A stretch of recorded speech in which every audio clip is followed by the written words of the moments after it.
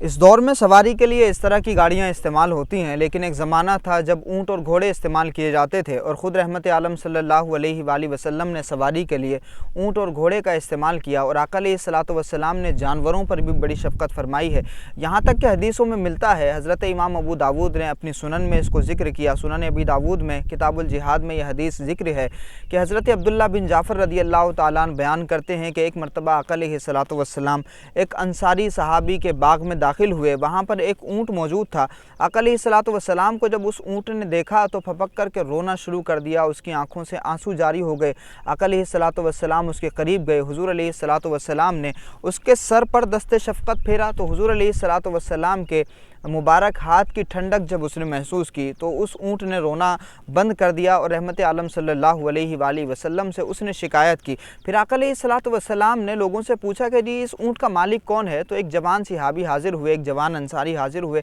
کہا یا رسول اللہ میں اس اونٹ کا مالک ہوں۔ تو آقا علیہ الصلوۃ والسلام نے ناراضگی کا اظہار فرمایا، اور حضور علیہ الصلوۃ والسلام ارشاد فرماتے ہیں کہ تم اس اونٹ کے بارے میں اللہ سے نہیں ڈرتے، تم اس بے زبان جانور کے بارے میں اللہ سے نہیں ڈرتے، تم اس پر سامان زیادہ لادتے ہو اور اس کے کھانے پینے کا خیال کم رکھتے ہو، اللہ کی بارگاہ میں کیا جواب دو گے؟ تو آقا علیہ الصلوۃ والسلام سے جہاں انسان اپنے دکھڑے سناتے تھے، حضور علیہ الصلوۃ والسلام کی بارگاہ میں حاضر ہو کر جہاں انسان اپنے درد کا علاج کرواتے تھے، اسی طرح سے جانور بھی آقا علیہ الصلوۃ والسلام کی بارگاہ میں حاضر ہوتے تھے، اور حضور علیہ الصلوۃ والسلام کی بارگاہ میں حاضر ہو کر کے اپنا دکھڑا روتے تھے، اور رحمت عالم صلی اللہ علیہ وآلہ وسلم ان کے درد کا علاج کرتے تھے، کیونکہ جانوروں کو بھی آقا علیہ الصلوۃ والسلام نے وہ محبت اور شفقت عطا فرمائی ہے۔ کئی مرتبہ آپ دیکھیں کہ رسول پاک صلی اللہ علیہ وآلہ وسلم کو ان اونٹوں سے اور ان اونٹوں کو حضور علیہ الصلوۃ والسلام سے بڑی گہری نسبت ہے۔ رسول پاک صلی اللہ علیہ وآلہ وسلم نے خود اونٹنیوں کا دودھ نوش فرمایا ہے۔ اسی طرح سے آقا علیہ الصلوۃ والسلام مسجد نبوی میں ہوتے، صحابہ بھی ہوتے، رسول پاک صلی اللہ علیہ وآلہ وسلم مختلف موقعوں پر صحابہ کے ساتھ میں مجلس میں جب بیٹھے ہوتے تو اونٹنیوں کا دودھ لایا جاتا، اور اسی طرح سے جب مسجد نبوی میں قیدی لائے جاتے تو رسول پاک صلی اللہ علیہ وآلہ وسلم خود حکم فرماتے کہ حضور علیہ الصلوۃ والسلام کی جو ذاتی اونٹنی تھی، اس اونٹنی کا دودھ جو ہے وہ ان تمام قیدیوں کو پلایا جائے۔ تو اسی طرح سے آپ دیکھیے کہ حجۃ الوداع کے موقع پر خصوصی طور سے قصوہ اونٹنی کا ذکر کیا گیا۔ رسول پاک صلی اللہ علیہ وآلہ وسلم نے جب آخری خطبہ عالم انسانیت کے نام دیا، اہل بیت علیہم السلام کے فضائل بیان ہوئے اور تمام کائنات کے اصول جو ہے جب وہ بتائے گئے، اور جب دین کی تکمیل ہوئی تو خود رسول پاک صلی اللہ علیہ وآلہ وسلم اپنی اونٹنی قصوہ پر سوار تھے، اور اسی طرح سے رسول پاک صلی اللہ علیہ وآلہ وسلم جب جنت میں داخل ہوں گے تب بھی آپ اونٹنی پر سوار ہوں گے۔ تو اونٹنیوں کو رسول پاک صلی اللہ علیہ وآلہ وسلم سے بڑی گہری نسبت حاصل ہے، اسی لیے جب بھی موقع ملے تو ہم بھی اونٹوں کے ساتھ میں، جانوروں کے ساتھ میں اسی طرح سے شفقت کریں جس طرح سے رسول پاک صلی اللہ علیہ وآلہ وسلم نے حکم فرمایا۔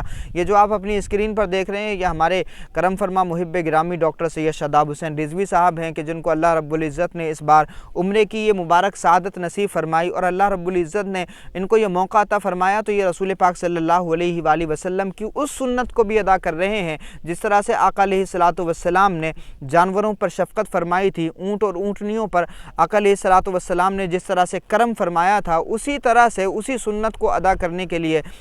ہماری بھی کوشش ہونا چاہیے، جس طرح سے ہمارے ڈاکٹر سید شاداب حسین رضوی صاحب اسی سنت کو ادا کر رہے ہیں۔ اللہ رب العزت ہماری زندگی میں بھی یہ مبارک موقع بار بار نصیب فرمائے کہ ہم بھی مکہ شریف میں حاضر ہوں، ہم بھی مدینہ شریف میں حاضر ہوں، اور رسول پاک کے شہر کے جانوروں کو اسی طرح سے ان پر شفقت کرنے کا موقع ہمیں ملے جس طرح سے رسول پاک صلی اللہ علیہ وآلہ وسلم شفقت فرمایا کرتے تھے۔ یہ ماہ رمضان المبارک اسی لیے ہمیں عطا فرمایا گیا ہے تاکہ ان روزوں کے ذریعے ہم اپنے ظاہر و باطن کی تربیت کریں، اپنے دل کے اندر رحم پیدا کریں۔ اللہ کے رسول صلی اللہ علیہ وآلہ وسلم نے ارشاد فرمایا کہ تم زمین والوں پر رحم کرو، آسمان والا تم پر رحم کرے گا۔ جو بندہ اللہ سے رحم کا امیدوار ہے اسے چاہیے کہ وہ اللہ کی مخلوق پر رحم کرے۔ آقا علیہ الصلوۃ والسلام نے بیان فرمایا کہ ایک عورت نے بلی کو جکڑ دیا، بلی کو قید کر دیا، بلی کو تکلیف پہنچائی، بلی کو ایذا دی، تو اس بلی کو تکلیف پہنچانے کی وجہ سے اللہ رب العزت نے اس کو جہنم میں ڈال دیا۔ اور اسی طرح سے ایک بندے نے بنی اسرائیل کے جب پیاسے کتے کو پانی پلایا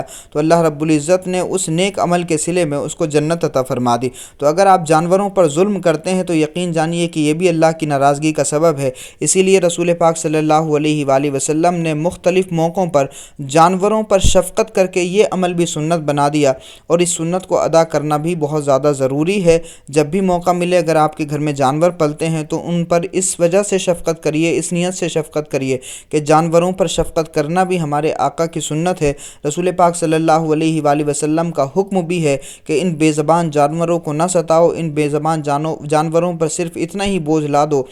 جتنا یہ اٹھا سکتے ہو۔ ان کے کھان پان کا، ان کے رہن سہن کا انتظام پوری طرح سے ہمیں کرنا چاہیے